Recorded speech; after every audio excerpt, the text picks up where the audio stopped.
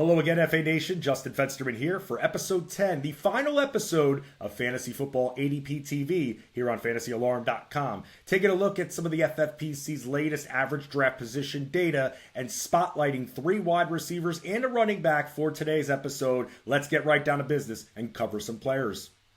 First, a couple of receivers trending up. Jahan Dotson from the Commanders, with Terry McLaurin dealing with an injured toe and potentially missing the first week or two of the season. Dotson has been flying up draft boards, and over the last 2 weeks on the FFPC, we've seen him rise a full round on those boards. Dotson averaged nearly 15 yards per reception and hit the end zone 7 times in 12 games in 2022. Only 11 wide receivers caught more scores than Dotson did last season, and most of those wide receivers who caught more touchdowns missed 1 game, if any at all, as opposed to the 5 that Dotson missed. He was on the field for around 76% of the snaps and had a 16% target share in 2022.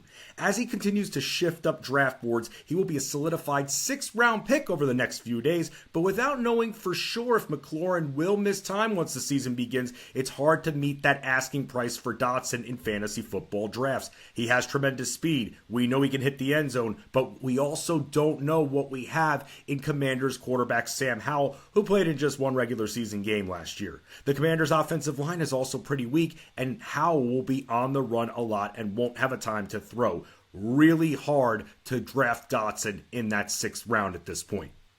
The other wide receiver that's starting to climb draft boards a little bit is Jonathan Mingo from the Panthers.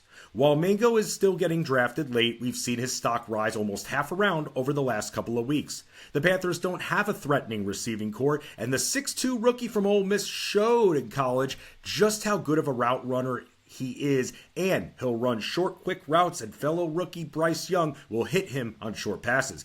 He had 51 receptions in college last year, and even though Adam Thielen is there and will likely be the prioritized wide receiver to start the season, Mingo could lead this team in catches by the end of the year. Not a lot of competition for the 2nd-round draft pick in the Panthers.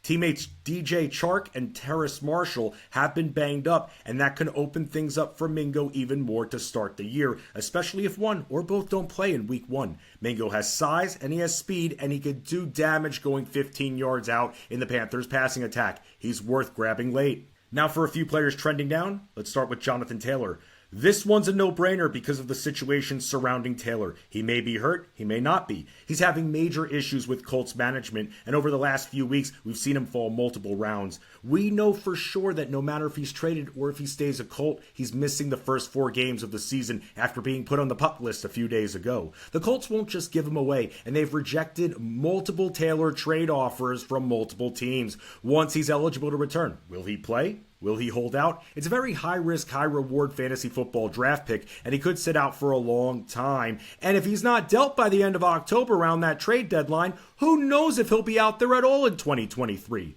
While the fall in draft stock does present excellent value, and you could protect your team if you go running back heavy, and that will protect your team's foundation if you want to take a shot on him. There are a lot of unknowns at this point, and the only things we do know are that he and the Colts brass aren't on the same page, and we won't see him active until week 5 the earliest.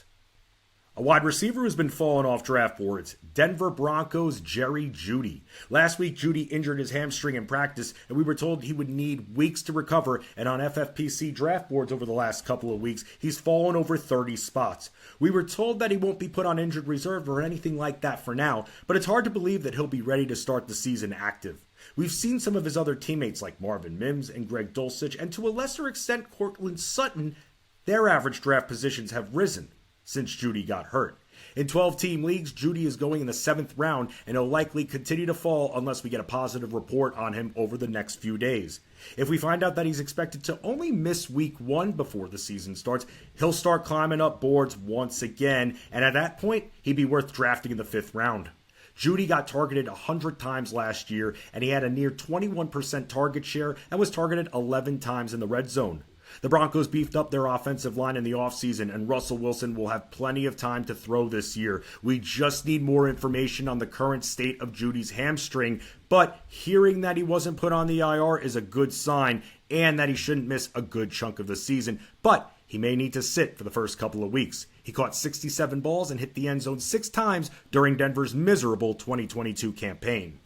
And that is another episode of Fantasy Football ADP TV, FA Nation. If you're new to the FFPC, take advantage of the great promotion they're offering where you get $25 off your first FFPC entry of $35 or more when you register here using the link and the promo code ALARM, ALARM. Good luck in your drafts this weekend, and let's crush it this year on fantasyalarm.com.